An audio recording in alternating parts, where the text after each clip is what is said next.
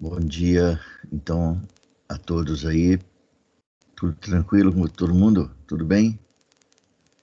Bom dia, prof. Bom Tudo dia, certo? professor. Tudo certo? Bom, tranquilo. Então, é, aqueles que estão fazendo monografia, estão terminando o Mono 2, vão conseguir acabar o trabalho agora? Todo mundo? Sim, eu pelo menos sim. Sim, Ainda eu bem. acho. Sim, Sim, também. acho que tranquilo. É? Ah, que maravilha. Vocês já viram, por acaso, se lá na área de vocês existe lá um ícone para protocolar a monografia? Ah, Eu pelo vi menos esses dias, eu sim. copiei o link, sabe? Você copiou o link? Uhum. Na E minha tava área, eu lá. acho que tem protocolo de monografia. Mas a última Isso. vez que eu vi, ele tava com as datas meio erradas. Tava Aham. tipo. Acho que era 23/10 a entrega, alguma coisa assim que tava escrito. Mas Uhum. dava pra protocolar. Tá, beleza. Então lá tem porque é, eu tenho aqui também. Deixa eu ver aqui se eu consigo. Se alguém precisar, eu tenho aqui também o link.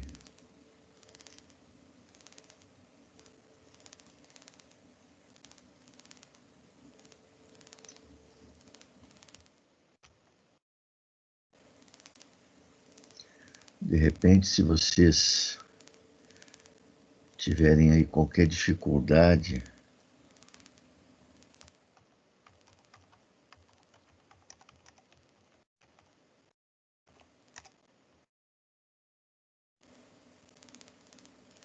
se vocês tiverem aí qualquer dificuldade para protocolar por lá, pela área de vocês, eu acho que não vai ter não, porque o semestre passado correu tudo tranquilo, deu tudo certo. Mas eu mandei aí agora no chat o link. Com esse link aí vocês vão cair direto lá naquela página inicial, onde vocês têm que fazer então a identificação, né? Colocar ali o ID, né? Enfim, a senha, identificar e colocar a senha, e ali cai diretamente praticamente num local lá onde vocês podem protocolar, né?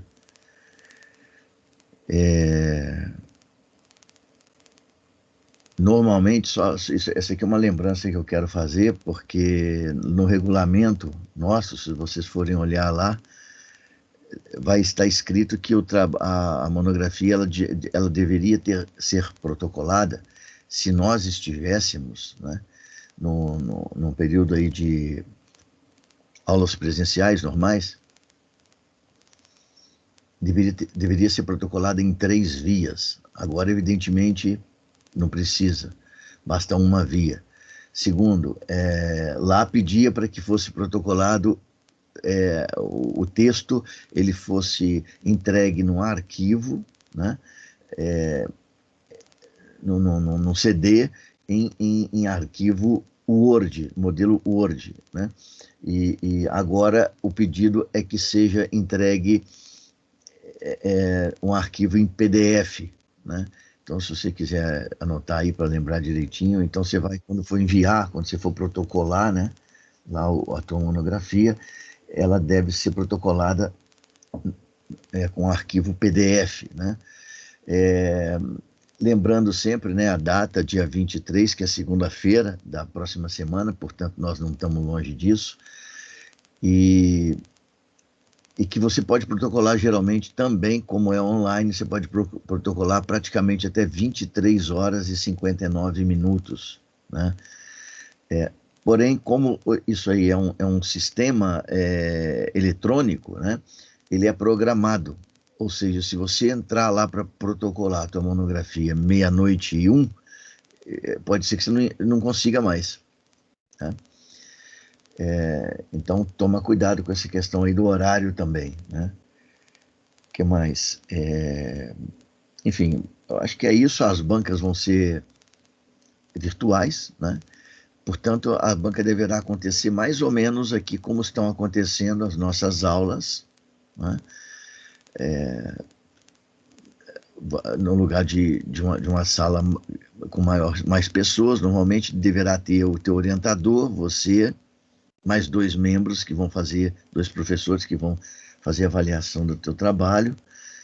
E lembrando, né, que é uma apresentação pública, ou seja, outras pessoas que queiram participar podem participar sem problema nenhum. Tudo que essas pessoas vão precisar, na verdade, é do link para acessar a sala aí virtual onde vai acontecer. Então, se por acaso for algum amigo de vocês, alguma pessoa que vocês gostariam que estivesse na banca aí participando, assistindo com vocês, ou algum colega, né, que peça para assistir, né? Então, só basta vocês passarem o link que vocês vão receber com antecedência, da mesma maneira que recebem os links para as aulas aqui, né? Então, eu penso que, grosso modo, é isso que acontece aqui para frente. Não tem aí muita surpresa, não. Bom, então vamos retomar aqui, né, nossa reflexão aqui em torno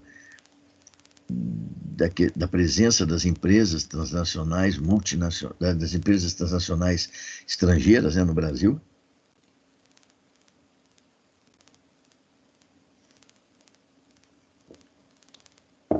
E o nosso objetivo aqui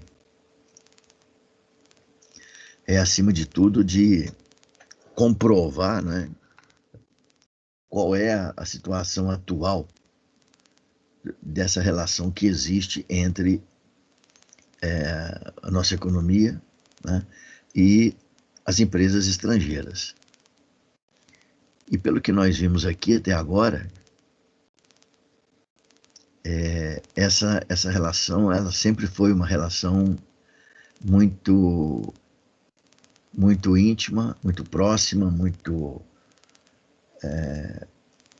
a presença das empresas transnacionais estrangeiras na economia brasileira sempre foi importante, né? Como eu já tive a oportunidade de comentar em outras situações aí, em outros momentos, é tão regular, né, a presença da empresa estrangeira na economia brasileira que ela deve ser considerada como um dos componentes estruturais da nossa economia, né? Então é um caso específico aí do Brasil, né, o que também demonstra, né, que nós temos uma dependência muito forte para financiar, né, e sustentar o nosso desenvolvimento, né? Nós temos uma dependência muito forte desse fluxo de capitais estrangeiros, né? Vimos que isso se agravou a partir da década de 1990, em razão de uma série de acontecimentos que se manifestaram aí na vida real do país, na vida cotidiana do país, e em razão também das decisões e das orientações de política macroeconômica que foram implementadas no país, né? E com esse último texto que nós vimos aqui trabalhando, nós estávamos quantificando essa intensificação das relações da nossa economia com as empresas estrangeiras. E na segunda-feira, utilizando aí o texto do professor Carlos Aníbal, nós terminamos falando o autor estava, na verdade, aqui fazendo uma breve reflexão, né, nas palavras dele mesmo, né, sobre essa relação, essa presença da empresa estrangeira na perspectiva da empresa brasileira, na perspectiva da empresa estrangeira e na perspectiva do Estado brasileiro, né? E ele começou falando da perspectiva da empresa estrangeira e ele diz, da empresa brasileira, e ele dizia o seguinte: bom, tendo em vista a presença da empresa estrangeira no Brasil e principalmente a característica dessa presença, né? Porque não basta falar da presença da empresa estrangeira no Brasil. É preciso dizer que ela ocupa os ramos mais dinâmicos da economia.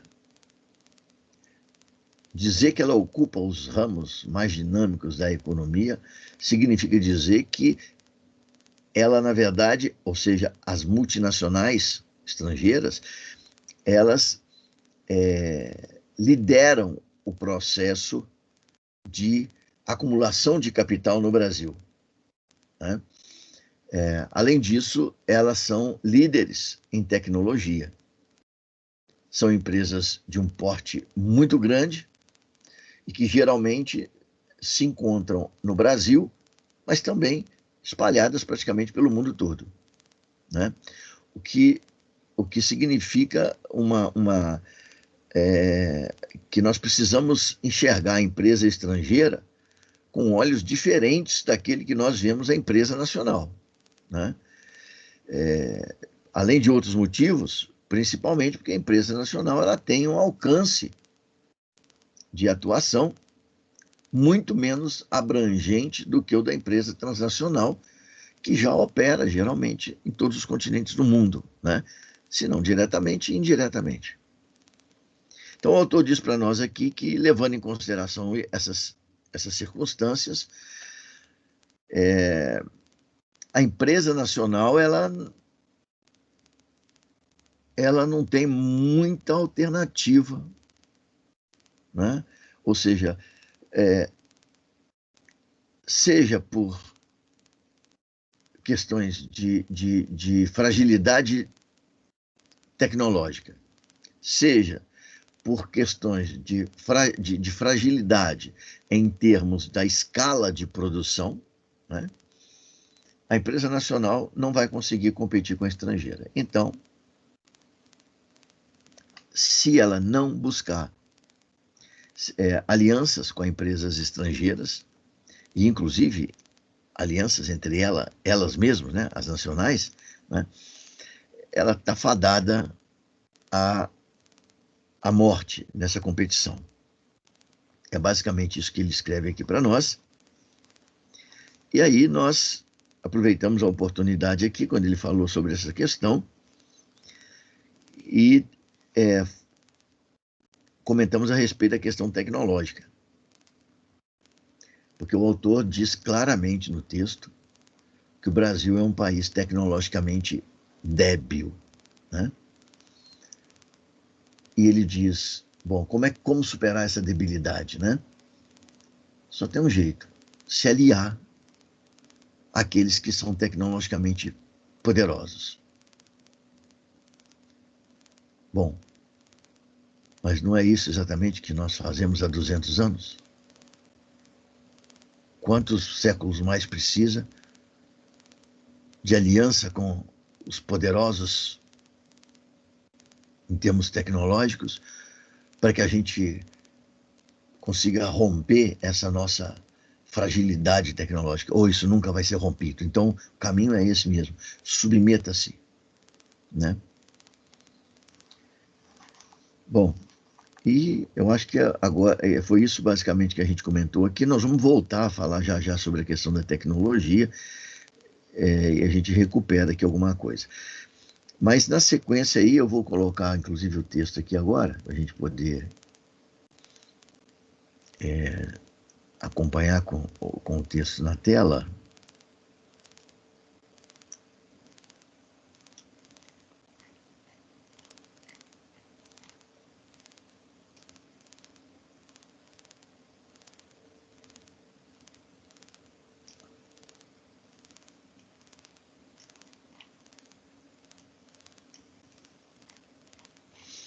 Vocês já conseguem ver o texto?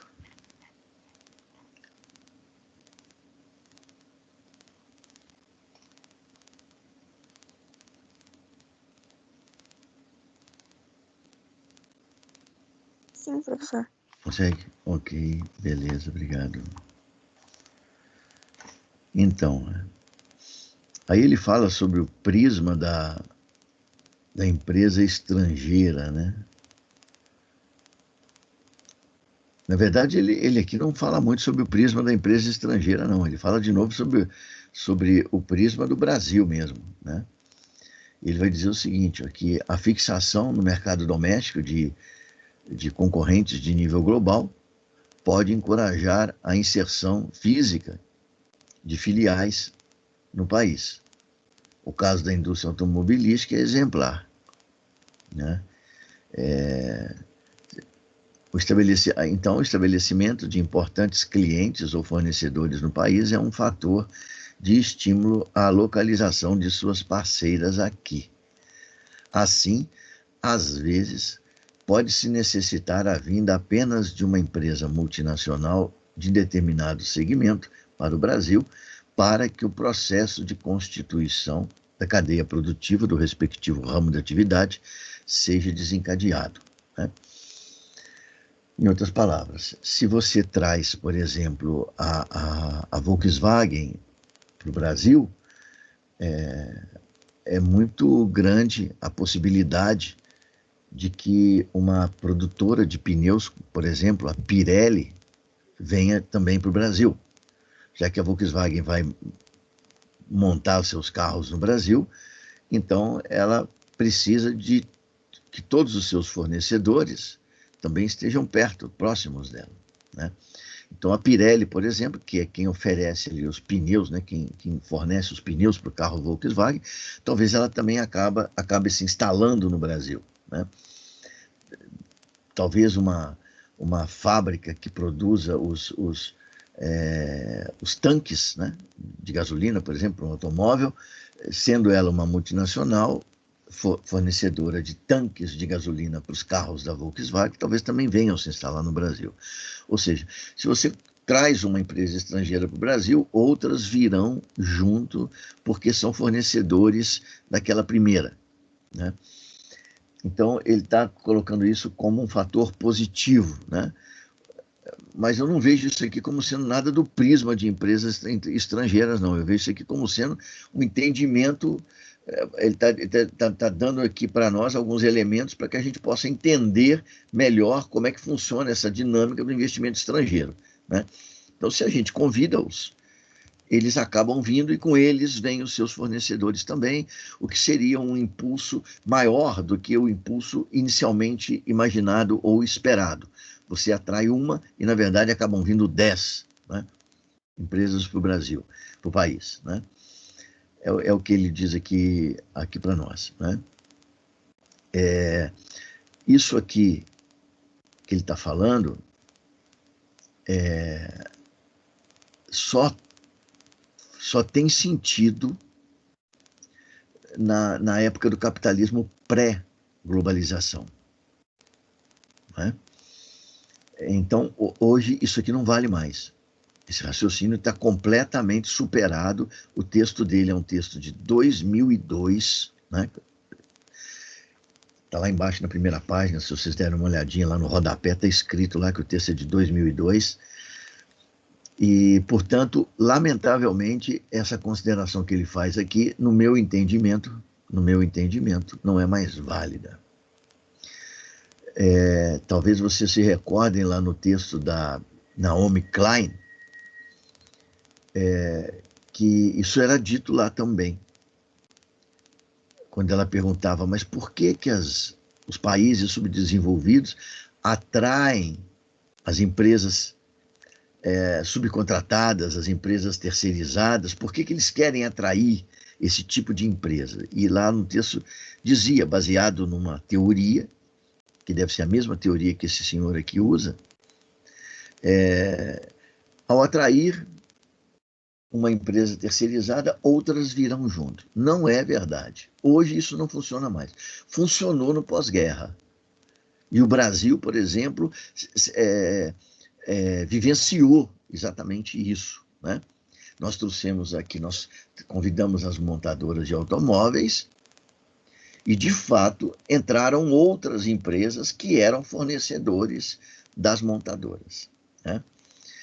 Hoje isso não é mais necessário, repito, porque hoje a produção ela está não apenas terceirizada, mas fragmentada, de tal maneira que as coisas são produzidas em vários lugares do mundo e não tem mais a necessidade de acompanhar a empresa compradora, né? Os fornecedores não precisam mais estar no mesmo lugar, no mesmo país, no mesmo continente, inclusive, que as empresas para as quais eles fornecem, né? Enfim, é uma consideração importante porque ela me parece anacrônica, né? Ele tá refletindo com base no século XX, segunda metade do século XX, só que o texto é do começo do século XXI.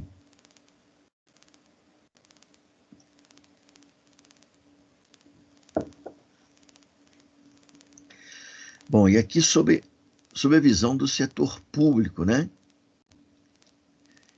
O que o Estado pode fazer diante desse quadro que ele mostrou nas páginas anteriores, né?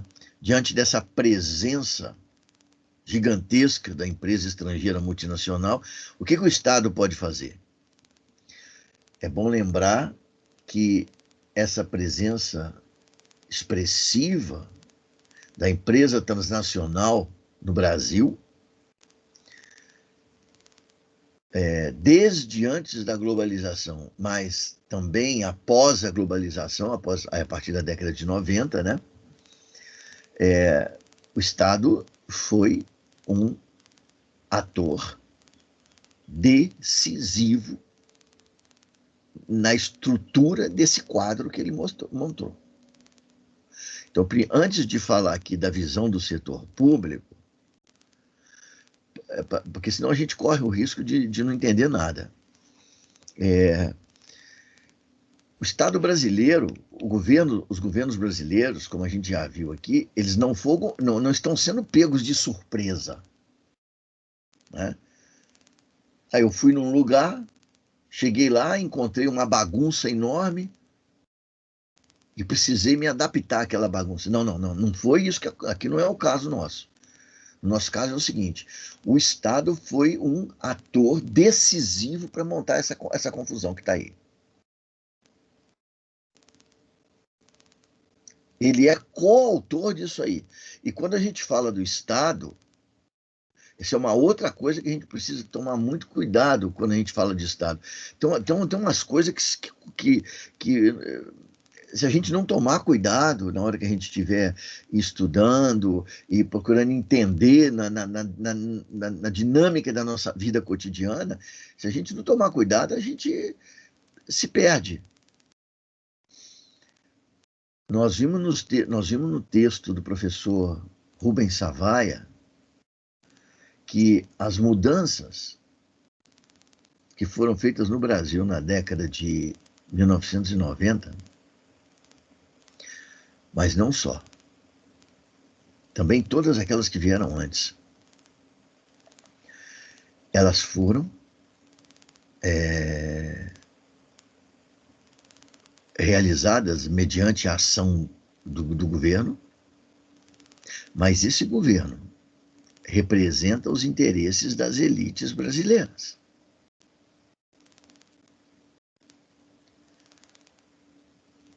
Mas o Estado não é. Não, o Estado é um instrumento de poder das elites econômicas, seja lá do país que for. Então significa dizer que esse camarada agora vai falar aqui da visão do setor público, mas é preciso deixar claro. que o setor público não é uma vítima. O setor público não é um ente externo a todo esse troço aqui. O setor público está dentro. O governo fez parte, faz parte, né, de toda essa armação aí que trouxe o país à situação que está hoje. E quando a gente fala de governo, nós estamos falando das elites brasileiras. E isso é muito importante porque... Quer ver? Vamos olhar aqui o texto desse camarada para a gente poder entender exatamente o que significa entender o que está por trás de um conceito. Olha só, ele diz aqui para nós o seguinte, ó.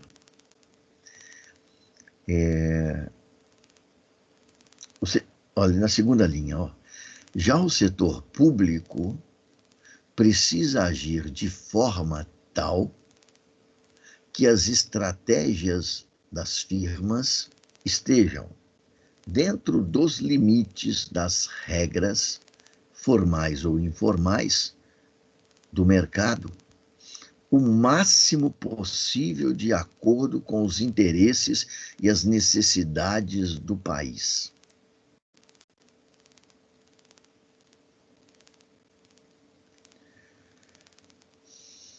Bom, mas você acabou de falar aqui agora que setor público é o governo e que esse governo é um instrumento das elites econômicas nacionais. Sim. Você acabou de dizer que foi esse mesmo setor público, ou seja, essas elites nacionais, que modificaram as leis, facilitaram a entrada das empresas transnacionais estrangeiras, inclusive aceitando se tornar aí um sócio de segunda categoria dessas empresas. Estou me referindo agora às elites econômicas, né? Que são representadas através do setor público. Como é que essas mesmas elites agora vão, de alguma maneira, subordinar a elas aqueles a quem elas se subordinaram?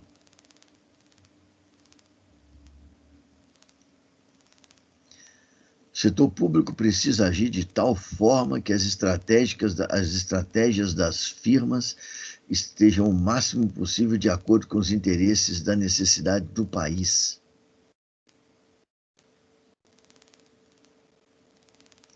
Bom, eu entendo isso aqui como uma reflexão um tanto quanto absurda, né? Mas esta é uma das principais responsabilidades do governo, ou seja, conciliar, na medida do possível, em uma economia mercantil e capitalista, os interesses das empresas individuais com os da sociedade em geral. Espera aí, mas o governo não é o instrumento de representação das elites econômicas? Sim.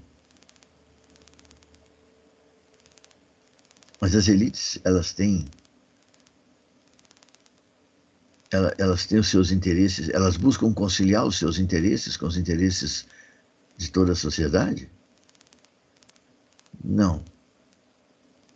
Então, como é que o instrumento das elites vai conciliar os interesses?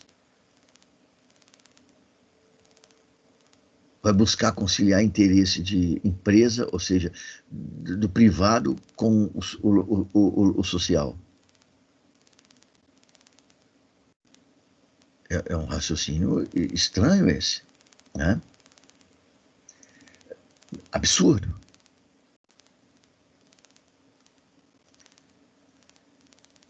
Por exemplo, uma empresa específica produz internamente ou exporta, ou investe em pesquisa e desenvolvimento segundo seus próprios objetivos. Ela não toma nem pode tomar essas decisões priorizando as necessidades da economia ou da sociedade. Ele reconhece isso aqui, hein? Olha só que interessante. As empresas, ou seja, quem tá por trás das empresas? Os investidores privados. Então vamos colocar as coisas no termos que a gente possa enxergar as coisas como elas acontecem de fato. Então ele diz aqui, ó, os investidores não tomam, nem podem tomar as suas decisões priorizando as necessidades da economia ou da sociedade. Mesmo que tenha consciência de que seria positivo para a nação se ele fizesse isso. Voltando lá à questão da responsabilidade social, porque dá para a gente fazer uma ponte com isso, o Milton Friedman dizia: as empresas não tomam suas decisões baseadas nos interesses da sociedade, mas nos interesses próprios. É o que esse cara está falando, é a mesma coisa.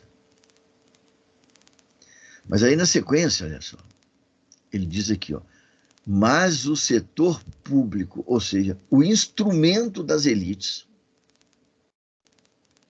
ou seja, o instrumento dos investidores, tem a obrigação de ver o país como um todo. Então deve adotar atitudes que induzam as empresas, ou seja, os investidores não tomam decisão pensando no país, mas os mesmos investidores, se utilizando o Estado como instrumento dos seus próprios, eles precisam levar em consideração os interesses do país. É um troço meio bizarro isso. Eu não sei, eu acho que é um pensamento absurdo tudo isso, mas, né?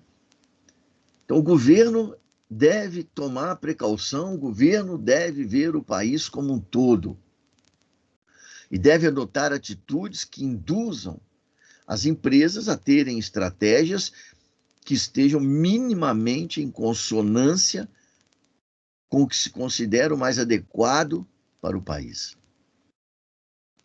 Simples agora, né? Agora ficou tudo resolvido e agora a gente entende tudo. Ou seja, as empresas não são capazes de pensar no social. Ponto. Isso é ponto passivo. Todo mundo concorda aqui.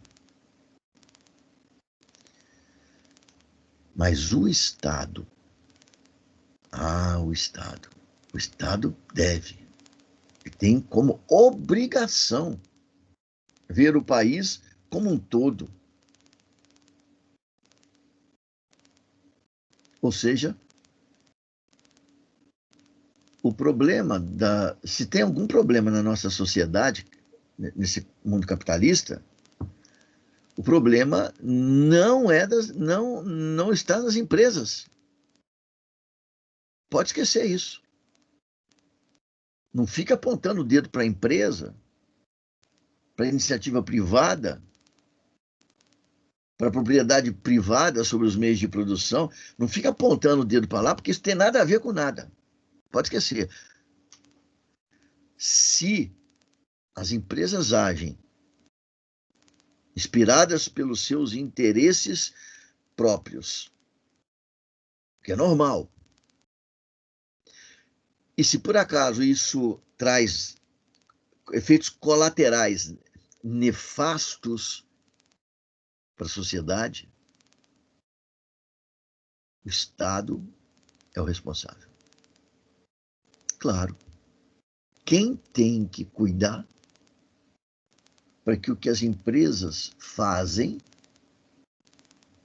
coincida com os interesses da coletividade é o Estado. É o Estado. Olha, isso aqui pode parecer, talvez, quando eu falando aqui para vocês, pode parecer que eu estou... Ah, professor, o senhor exagera nas coisas que o senhor fala. pode parecer. Mas vocês se recordam daquela catástrofe acompanhada de um verdadeiro holocausto que a Vale do Rio Doce, já privatizada, não esqueça de lembrar disso, a Vale do Rio Doce, que é uma empresa privada, uma das maiores do mundo, ao lado de outras grandes multinacionais estrangeiras, australianas, se eu não me engano, destruíram Brumadinho. Todo mundo lembra disso. Bom,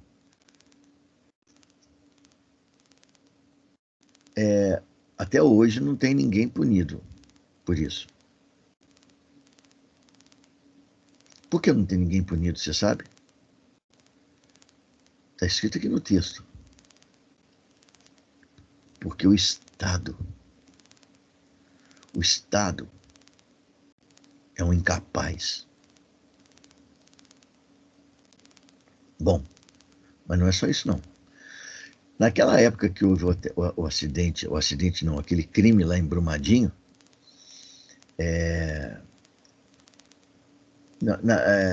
nós tínhamos um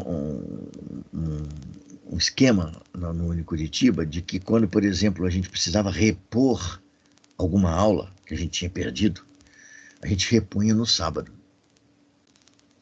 E eu me recordo de parece que a gente foi repor um dia que emendou com feriado, não sei direito, e estava marcado lá para um sábado. E o curso de Direito organizou uma palestra exatamente sobre o que aconteceu em Brumadinho. E como no sábado geralmente vai muito pouca gente às aulas, a essas reposições, então nós, professores do curso de RI, conversando lá com o pessoal do Direito, nós combinamos que nós levaríamos também os alunos de RI para assistir essa palestra sobre o fenômeno de Brumadinho, porque era de um interesse também do curso de Relações Internacionais. E eu fui. Não me lembro se tinha mais alguém da turma que eu dava aula naquela época lá, não sei se tinha mais alguém que foi, mas eu fui assistir a tal da palestra. Eu fiquei assustado. Porque isso que está escrito aqui foi falado lá por professores do curso de Direito, inclusive professores com titulação de doutorado, doutores em Direito.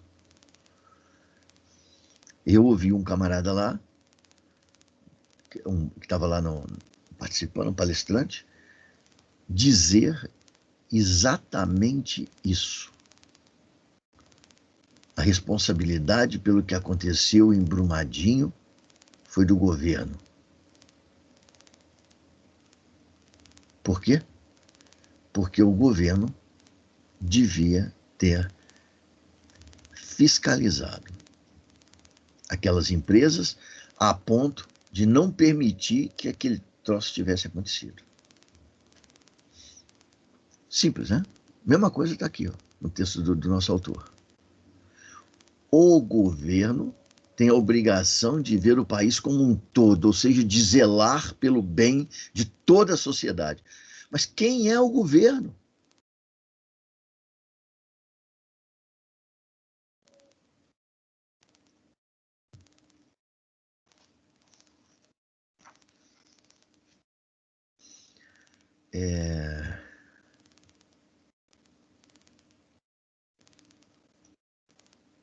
Bom, aquele dá um exemplo aqui para nós, né?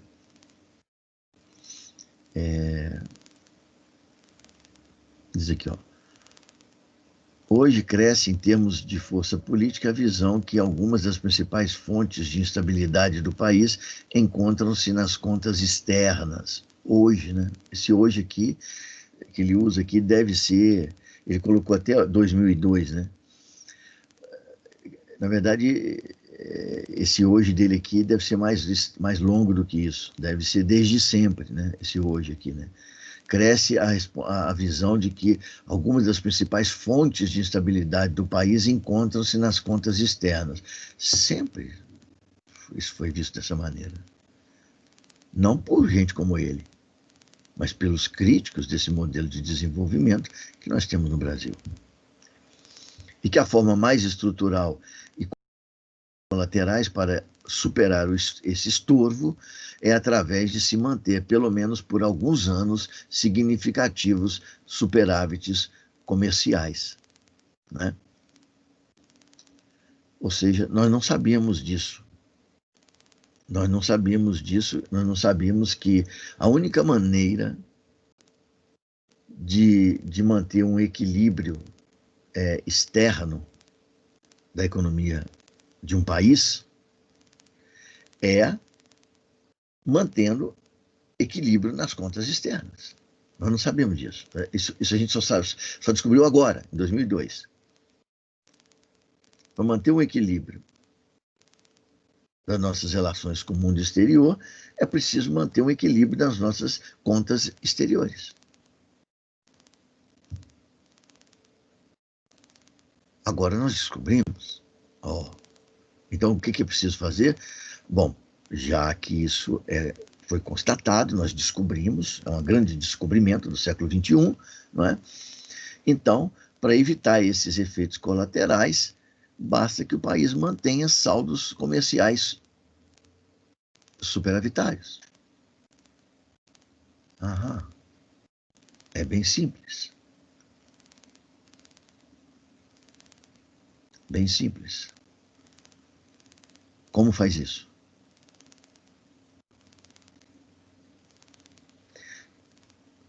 Como faz isso?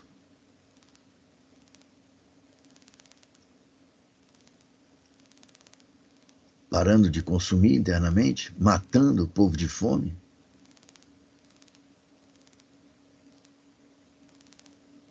Mas não foi exatamente para superar isso que nós chamamos as empresas estrangeiras? E agora que elas estão aqui,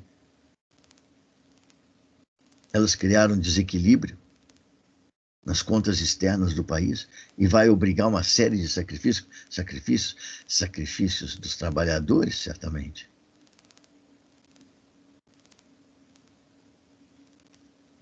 Não, isso aqui não é novidade, né? A gente já sabia disso há muito tempo.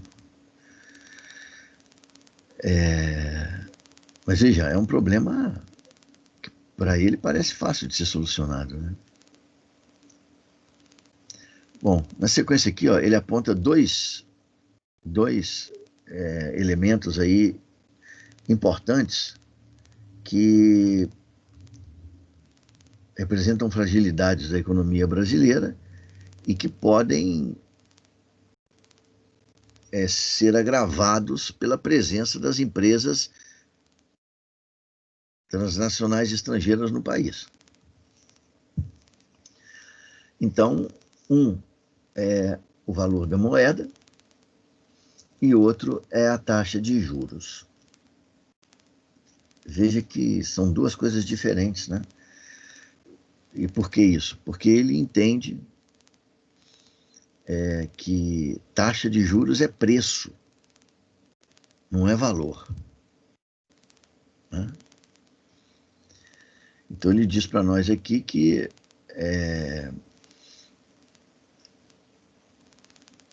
a dependência de capitais internacionais, né, pode gerar aí instabilidade no valor da moeda, ou seja, na taxa de câmbio, né? A taxa de câmbio em proveito próprio e tudo mais. Bom, um dos caminhos para se superar esses obstáculos pode provocar impacto tanto na taxa de câmbio quanto na taxa de juros, né? Um dos caminhos para superar esses obstáculos é através do alcance de expressivos superávites comerciais. Voltamos aos superávites comerciais aqui. Por exemplo, para se pagar os juros anuais e a remessa de lucros de dividendos. Se nós tivermos um superávit comercial que seja suficientemente elevado para dar conta de nós pagarmos todos os juros, todos os lucros e todos os dividendos que são enviados para o exterior, problema nenhum para a economia do país, né? O problema é como conseguir isso. Porque se fosse fácil, depois de 200 anos de experiência, nós já teríamos conseguido, né? Esta meta, se atingida, ele já avisa antes, né? Se atingida, porque não será atingida, né? Daria maior segurança aos investidores nacionais e estrangeiros, e poder de negociação para o Banco Central, né? Com isso, poderia manter uma taxa de câmbio estável, essencial para o dinamismo dos negócios, controle da inflação e diminuir as taxas de juros, fundamental para o crescimento do PIB e a geração de emprego. Se isso for possível. Como não é possível, você não terá o resto, nada de recesso aqui que ele fala, né?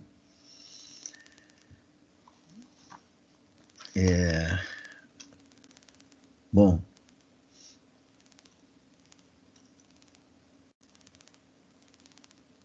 aqui nesse último parágrafo também ele diz que a competitividade depende não apenas das próprias empresas, mas também das cadeias produtivas em que estão inseridas, né? E, portanto, o governo, né, deve induzir a internalização dos fatores de competitividade, né? Entre esses fatores de competitividade está a questão tecnológica, né? Então, ele passa para falar sobre questão tecnológica aqui. Nós já comentamos o trecho inicial aqui desse texto, quando ele diz que, sem dúvida, um dos pontos mais débeis no Brasil é a área de pesquisa e desenvolvimento. Curioso é que a grande maioria das empresas multinacionais que mais investem em pesquisa e desenvolvimento, e são líderes mundiais em inovação tecnológica, está presente no Brasil. Bom, isso aqui não é curioso. Isso aqui é um aprendizado. Talvez seja o maior aprendizado que a gente precisa absorver lendo um texto desse. Porque esse texto aqui, eu entendo a posição do autor. Ele é francamente favorável às empresas multinacionais no Brasil. Agora, ele se depara, o autor aqui, ele se depara com o mundo real e ele encontra dificuldade para lidar com isso.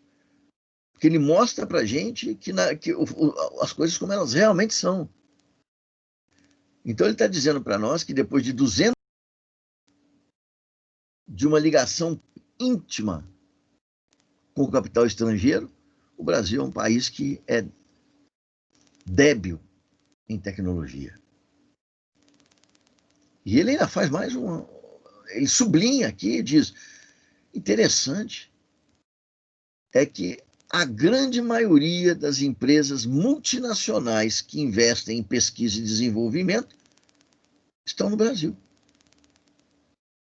Poxa, nós atraímos as empresas multinacionais na expectativa de que elas possam, de alguma maneira, contribuir para o nosso desenvolvimento.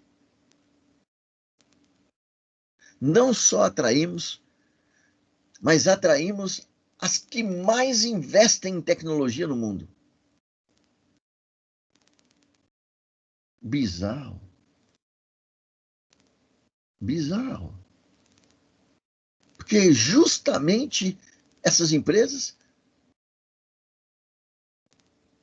não conseguiram promover o desenvolvimento tecnológico do Brasil.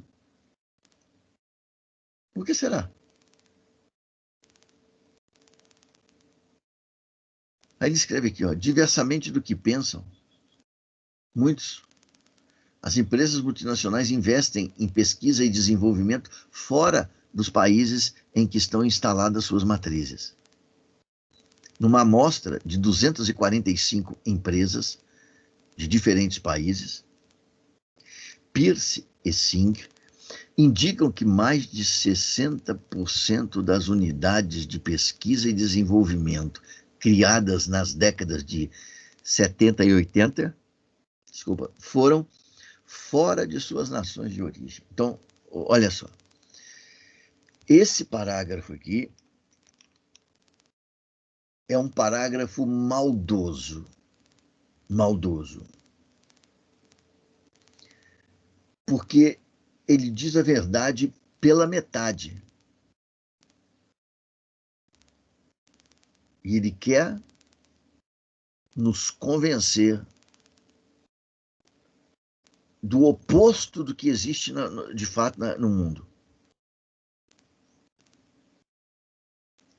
Vamos ver onde é que ele vai chegar daqui a pouco, mas eu quero só explicar o porquê que isso aqui é uma meia-verdade. Então vamos lá. Aqui está escrito que foi feita uma pesquisa por esses dois autores que estão aí, esses dois pesquisadores. E nessa pesquisa, foi uma pesquisa feita com 245 empresas de diferentes países. É uma amostragem razoável.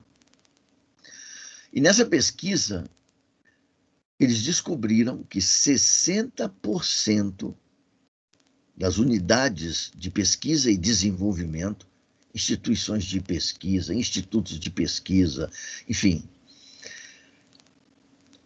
60% da pesquisa, das unidades de pesquisa que foram criadas nas décadas de 70 e 80, foram criadas por essas 245 empresas fora das suas nações de origem. Poxa, isso é interessante. Isso significa dizer que as multinacionais, elas investem em pesquisa e desenvolvimento também fora da nação onde se encontra a matriz delas.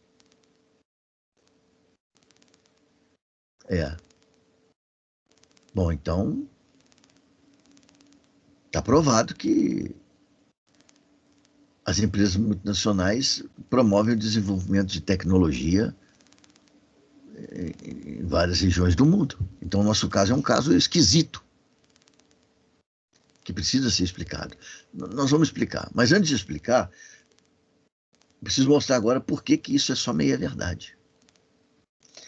Porque se ele observasse, eu não conheço esse estudo feito por Pearce e Singh, eu não conheço. Mas eu conheço vários outros estudos que tratam da mesma situação.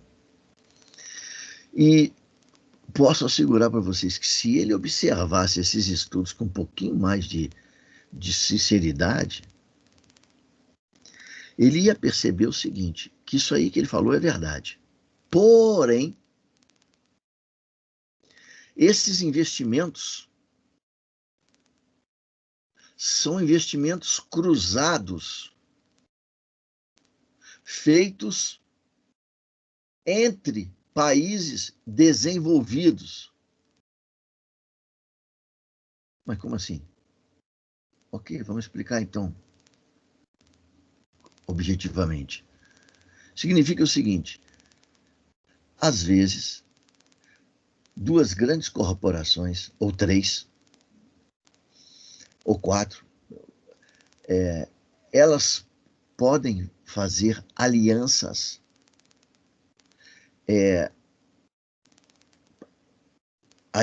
assim, específicas para determinado tipo de projeto. Então, por exemplo, vamos pegar um caso da indústria automotiva, já que nós estamos vendo aqui tanto exemplo com esse tipo de indústria. A Ford norte-americana faz um acordo com a Volkswagen alemã e também com a Toyota japonesa. Um acordo específico para o desenvolvimento de um novo sistema de câmbio que vai ser utilizado no carro. Por que eles fazem isso? Fazem isso porque vai ser necessário investir em pesquisa, porque ninguém descobre um novo sistema de câmbio se não for feito pesquisa, certo? Então eles vão precisar investir em pesquisa. Então eles se juntam, Ford, Volkswagen e Toyota, e elaboram ali um programa que vai ser financiado de maneira compartilhada por eles. Fica muito mais barato.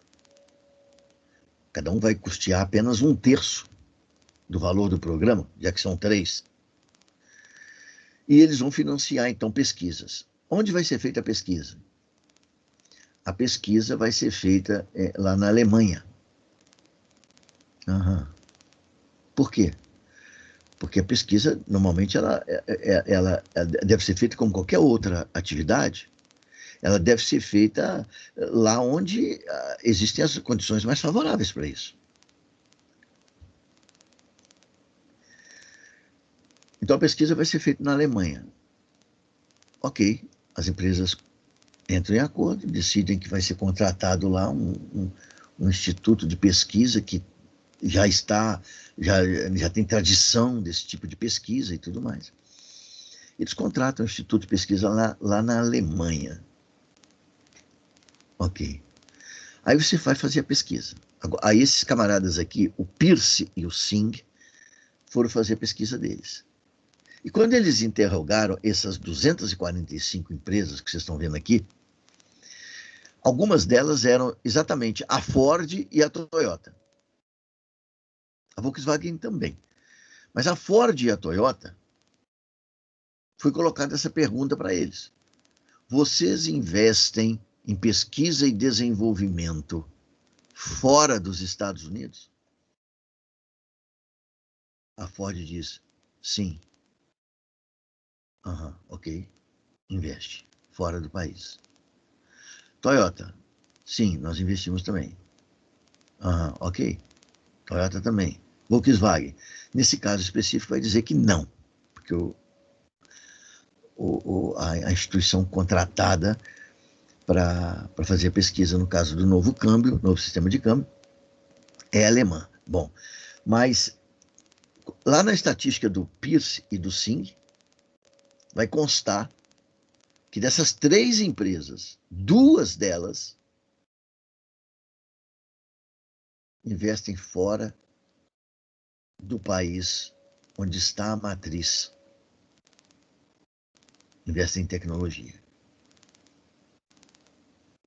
É verdade isso? É verdade.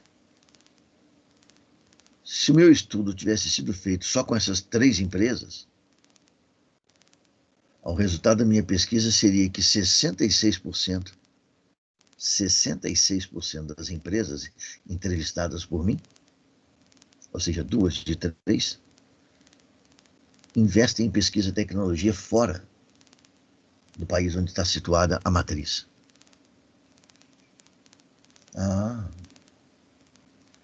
Mas, desculpa, onde eles investem? Não, o Japão, nesse caso específico aí, que a gente citou, o Japão e os Estados Unidos estão investindo em pesquisa lá na Alemanha. Mas pode ser que amanhã não seja uma empresa americana, japonesa e alemã, pode ser que seja uma francesa, uma italiana e uma inglesa.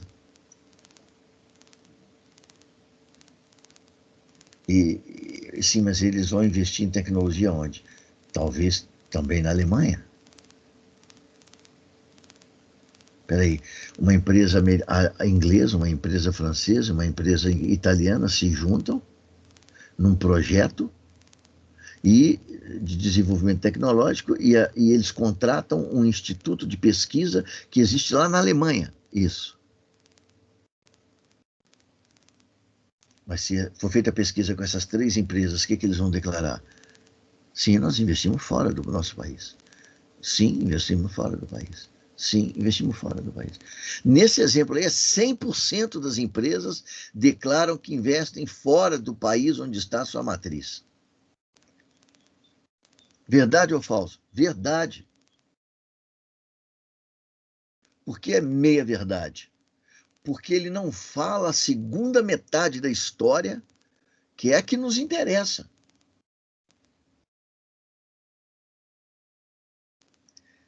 Quanto desse investimento é dirigido a países como o nosso? Subdesenvolvido, dependente. E como ele mesmo diz, débil, tecnologicamente falando.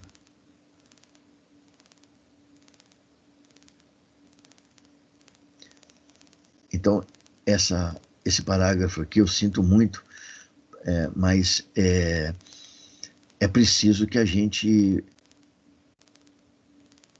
seja, né, verdadeiramente levado pelo pensamento do autor para concordar com o que ele quer. E é por isso que eu sempre disse, e repito para vocês aqui, já disse isso em outras oportunidades, certamente para vocês, o intelectual é um ser extremamente importante na sociedade que nós vivemos. Mas a gente não pode nunca fazer uma ligação entre o intelectual e alguma coisa de boa para a sociedade. Não tem essa ligação. Ele é importante porque o intelectual, ele é um homem intelectual significa uma pessoa que tem conhecimento acumulado. Agora, como você usa esse conhecimento acumulado é que vai definir a qualidade do que você faz. Então, um parágrafo desse aqui, para mim, compromete, no meu entendimento, compromete o trabalho do cara. E induz pessoas a acreditarem numa coisa que não é verdadeira. Né? Porque aí depois, olha a conclusão que ele tira. Graças a esse parágrafo, vem o próximo parágrafo. E ele diz assim, então, pode-se executar instrumentos para que ocorra, ao máximo possível, a alocação no Brasil de parte dos recursos globais aplicados pelas empresas estrangeiras e a transmissão dos conhecimentos das multinacionais para as empresas brasileiras. Bom, a gente acredita no que nós quisermos, assim, não é? Todas as pessoas, nós somos livres, nós vivemos numa democracia e nós acreditamos no que nós quisermos, né? Tem gente que acredita em mito, não tem? Tem gente que acredita em um monte de coisa. E todo mundo é livre para acreditar no que quiser, não tem problema. Agora, nós temos 200 anos de história fortemente vinculada com essas empresas multinacionais. Quem está falando isso não sou eu, é ele. E agora, em pleno século XXI, ele descobre que sim, pode-se executar instrumentos para que ocorra ao máximo possível a alocação no Brasil de parte dos recursos. Ah, isso não podia antes? Só agora que pode? Se podia, porque agora e o Brasil despertou. Graças ao trabalho do professor aqui, o Brasil despertou e descobriu que, olha, as empresas podem investir no Brasil também em tecnologia.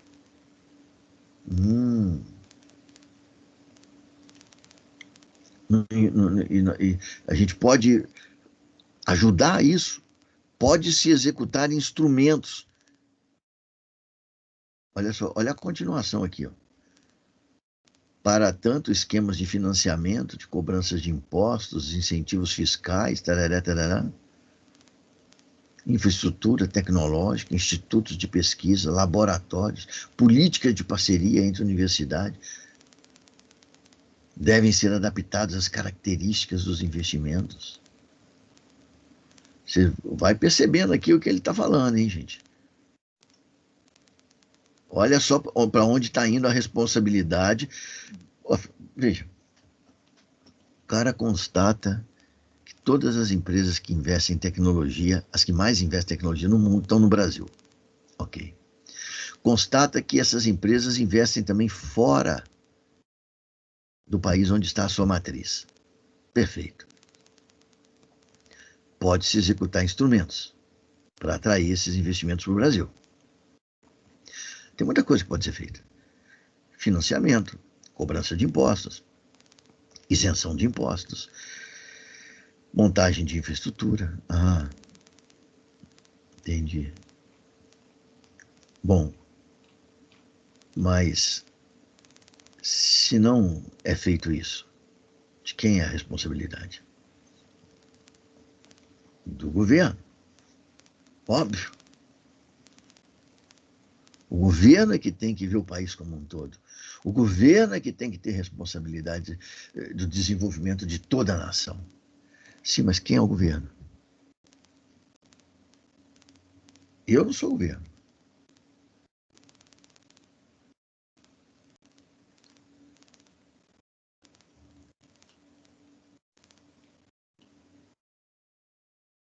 É bom lembrar também, nesse momento vale a gente sempre lembrar o seguinte, já houve na nossa história época em que o governo, esse mesmo governo aí que ele está falando, desejou mudar o rumo da nossa história.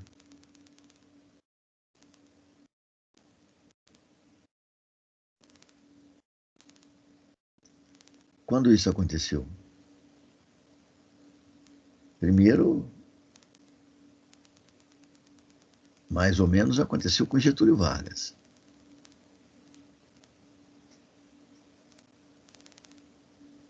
Qual foi o destino? Suicídio. O segundo aconteceu com João Goulart. Mais ou menos, hein? Não foi mudança radical. O que aconteceu? Golpe de Estado. Seguido de 20 anos de ditadura. E o terceiro, de novo, mais ou menos. Timidamente. Foi durante os governos petistas. Como terminou?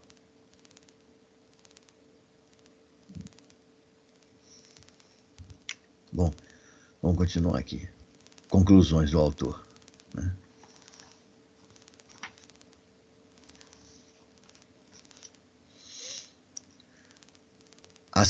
A força das empresas nacionais encontra-se principalmente nos setores nos quais o desempenho depende menos do desenvolvimento tecnológico e mais do acesso aos recursos naturais, das relações de distribuição e da presença física no mercado. Enquanto o vigor das empresas estrangeiras está relacionado ao progresso técnico, à escala de produção e distribuição mundial. Bom, importante isso que ele fala, hein? A gente já viu aí atrás nos números, mas é importante que ele ressalta isso aqui, né? Porque, principalmente essa primeira metade desse parágrafo, né? A força das empresas nacionais encontra-se principalmente nos setores dos quais o desempenho depende menos do desenvolvimento tecnológico. Ou seja, relendo isso, nós não devemos esperar das empresas nacionais uma atenção muito grande para o desenvolvimento tecnológico do país. Por quê? Porque elas não dependem muito disso. Elas dependem de acesso aos recursos naturais, das relações de distribuição e da presença física no mercado. Faltou dizer aqui que, além dos recursos naturais, tem também os recursos humanos, né? De preferência, mão de obra barata. Esse parágrafo aqui é um parágrafo revelador, gente, de muita coisa para nós. Inclusive para a gente entender o mundo que nós estamos vivendo hoje, a situação atual do Brasil.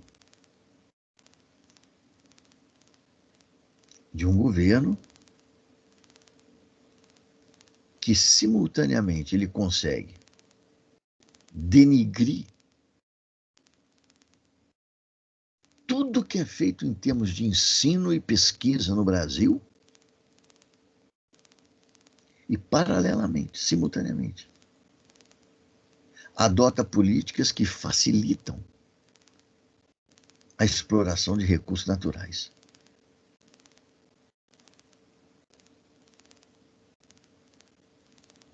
Peraí, professor, mas essa primeira frase aqui desse parágrafo explica isso. Pois é. A força das empresas nacionais encontra-se principalmente nos setores nos quais o desempenho depende menos do desenvolvimento tecnológico e mais do acesso aos recursos. É dos recursos naturais, é de mão de obra barata, sem direito nenhum, e de recursos naturais, o acesso livre aos recursos naturais, que depende a sobrevivência das empresas nacionais. E o desenvolvimento tecnológico, que é, pode-se dizer, o elemento mais fundamental da soberania econômica, política e social de um país. Não, isso não depende das empresas nacionais, isso vai depender das empresas estrangeiras. Por quê? Porque o vigor das empresas estrangeiras está relacionado ao progresso técnico. É elas que vão se interessar por isso. Aham. Embora esteja longe de ser exaustivo o registro de dados aqui realizado, acredita-se que seja suficiente para ter clara a importância fundamental da empresa estrangeira no Brasil. Se você não conseguiu entender isso depois de ler esse texto, não vai entender mais nada. Segundo o autor, né? Cruzando as informações dos diversos setores produtores de bens e serviços mencionados acima, percebe-se que todas as cadeias produtivas, literalmente todas, estão atreladas de maneira muito marcante às multinacionais, seja pela propriedade direta, ou seja, eles são donos das empresas, seja pelo lado dos fornecedores e os clientes. Os dados demonstram claramente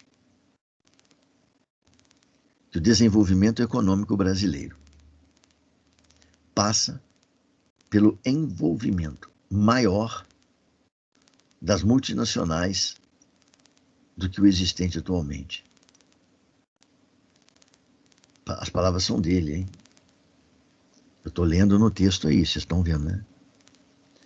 Ou seja, eu descobri que eu tenho um filho viciado, vou repetir o que eu falei na aula passada, eu tenho um filho completamente viciado, um dependente químico. Esse é o fato concreto. Não há como negar. Não dá para negar. Ele depende de droga. Ele é um viciado. Ele se droga com um monte de coisa. O que eu faço diante disso? Passo a financiar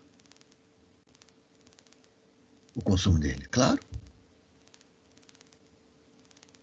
A vida do meu filho passa pelo envolvimento maior com as drogas. Ele depende de droga. Ele é um viciado, um dependente químico. A melhor solução que eu tenho para ajudar o meu filho é enchê-lo de droga. Quanto mais, melhor.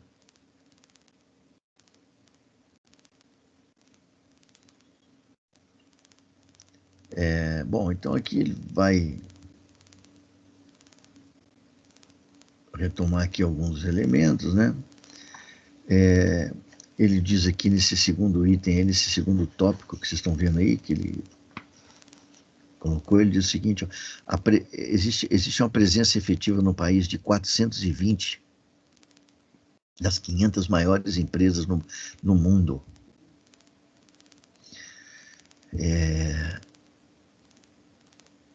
E se a gente soubesse ler direitinho e interpretar, né, nós aprenderíamos muito com esse dado que ele está oferecendo aí para nós. O que ele está dizendo aqui, ó, olha só. O autor está dizendo para nós que das 500 maiores multinacionais do mundo, 420 estão no Brasil. Vamos traduzir isso. O que significa isso? Significa o seguinte: os estrangeiros estão dizendo para nós assim: o país de vocês é sensacional. O país de vocês é maravilhoso. O potencial econômico do Brasil é qualquer coisa de assustadora. Não existe um país como esse, com disponibilidade de terra. Além disso, com terras férteis, porque tem países que são grandes como o Brasil, até maiores, mas nenhum deles possui as terras que o Brasil possui. Todos eles têm desertos, têm áreas não agricultáveis, como é o caso do Canadá, como é o caso da Rússia, como é o caso da China. Nenhum deles tem o clima favorável à agricultura como nós temos, algo que nós não fizemos nada para ter e temos gratuitamente, dado pela natureza. O que esse dado aí significa? Significa que as maiores empresas do mundo estão falando: eu quero o Brasil. E o que nós estamos falando? Toma. Pega.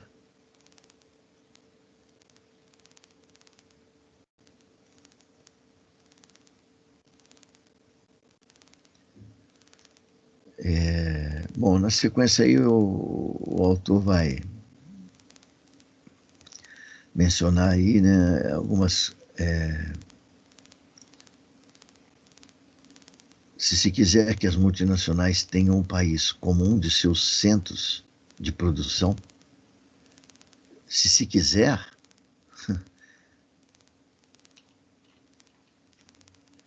...420 das maiores do mundo, das 500 maiores, estão no Brasil.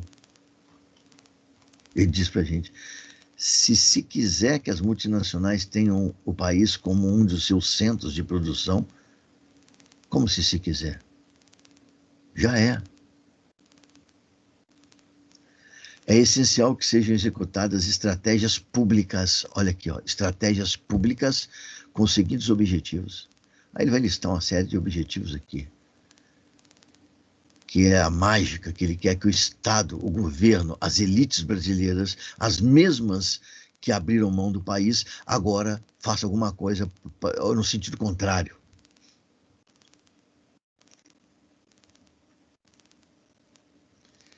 Há diversos mecanismos para isso.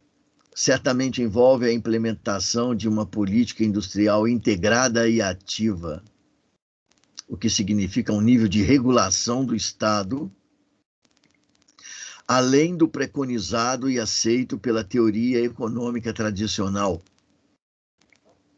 e seus respectivos modelos econométricos e manuais de ensino e aprendizagem, hegemônica, particularmente na Inglaterra e nos Estados Unidos. Se nós quisermos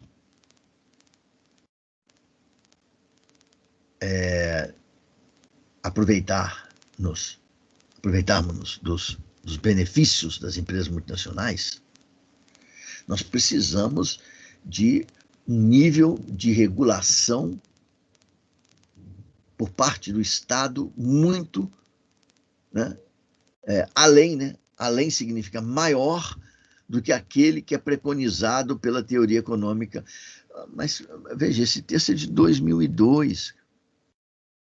Ele é anacrônico. Ele está dizendo para nós que tudo que nós fizemos até aqui foi certo.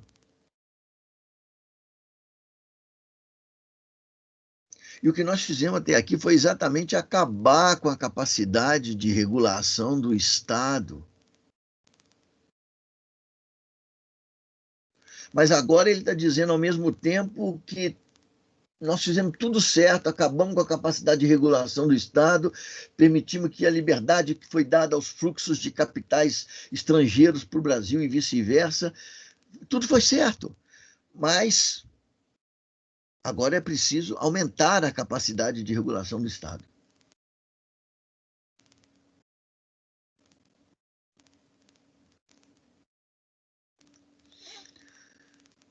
Eu fico pensando aqui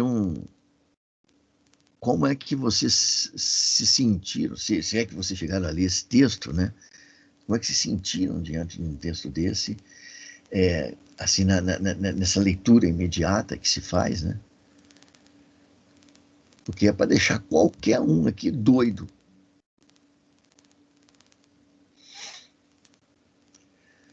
Há efeitos colaterais negativos quando se executa políticas industriais, ou seja, quando o Estado regula, é isso que ele está querendo dizer. Claro, fere dogmas em relação às virtudes onipotentes do livre mercado? Sim. Restringe a livre iniciativa, regras básicas do mercado e o empreendedorismo? Não. O que se espera com a execução de uma política industrial ativa é que seus custos para a sociedade em geral e a médio e longo prazo sejam menores e seus benefícios maiores do que uma política que deixe somente o mercado resolver os problemas econômicos e sociais. Mas então não estou entendendo mais nada. O cara mostra que a presença das empresas transnacionais no Brasil é gigantesca, só vem crescendo ao longo das últimas décadas. Mostra que isso é bom. Diz para nós que a única alternativa para o desenvolvimento do Brasil é aumentar essa relação, aumentar essa interação entre a empresa estrangeira e a economia brasileira, aumentar a dependência do Brasil. E, ao mesmo tempo, ele vem e diz que é preciso maior intervenção do Estado. Mas foi exatamente a não intervenção que fez isso acontecer. E tudo foi bom e agora é preciso ir para o lado contrário.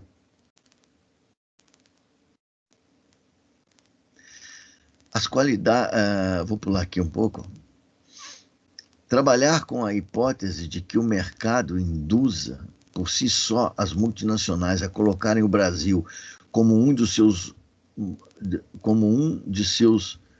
centros mundiais de produção, acho que está faltando aqui uma palavra aqui, como um de seus centros mundiais de produção, é extremamente arriscado e improvável. E ele está dizendo aqui para nós, não acredite que o mercado faça isso. Mas foi isso que ele acabou de elogiar, que foi feito até agora. A solução deste desafio, apenas pela soma das iniciativas das empresas, não encontra respaldo no mundo, nem na história econômica. A atual situação nacional demonstra, mais uma vez, que esperar que o mercado apresente os seus problemas para o Estado agir é trabalhar dobrado e sob condições ainda mais adversas. O Estado pode e deve se antecipar às previsíveis falhas de mercado com o objetivo de direcionar tendências econômicas sem, com isso, contrariar características básicas da livre iniciativa. O Estado pode e deve. O Estado pode e deve. Qual Estado? Isso não quer dizer que o Estado seja onipotente, não vá falhar, não vá cometer equívocos na implementação de políticas, e sim que as chances de desenvolvimento econômico e social com menores custos são superiores, no caso de uma participação mais incisiva do Estado do que quando é deixado ao livre-arbítrio do mercado, especialmente nos países emergentes.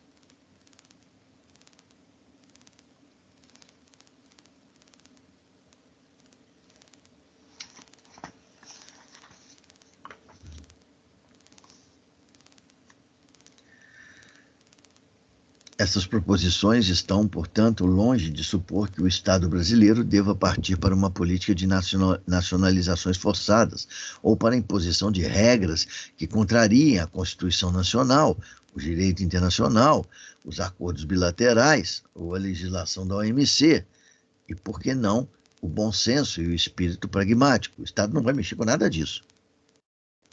Significa, sim, que o Estado deve utilizar ao máximo os instrumentos existentes, empregando-os de maneira própria, criativa e corajosa.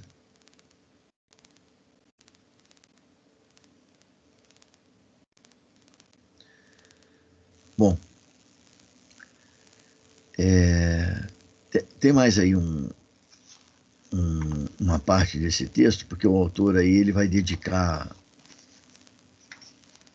a conclusão dele a falar de uma série de ações, né, que seriam importantes para tornar o capital estrangeiro mais benéfico para a economia brasileira. Mas para os nossos objetivos aqui, então, o que nós tínhamos para colocar é exatamente isso aí. Eu não sei se vocês têm alguma dúvida, se tem alguma questão, se tem algum comentário para fazer.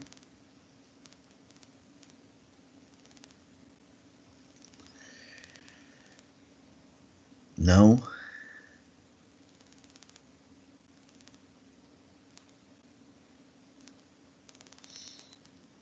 Bom. Não, prof. Não? Então, gente, a gente pode encerrar aí o nosso encontro de hoje. E quarta-feira e segunda-feira que vem a gente está de volta aí no dia 23, que coincidentemente é também o dia da entrega, né, das monografias. Então, pessoal, eu me despeço de vocês aí, desejando para todos um ótimo continuação de semana para vocês. Tá bom? Muito obrigado aí pela presença. Até semana que vem. Tchau, obrigado para você também, Letícia. Foi Letícia, né? Sim, aham. Opa. Então, obrigado. Um ótimo final de semana para vocês todos também. Obrigada. Tchau, tchau. Tchau, tchau. Tchau, tchau.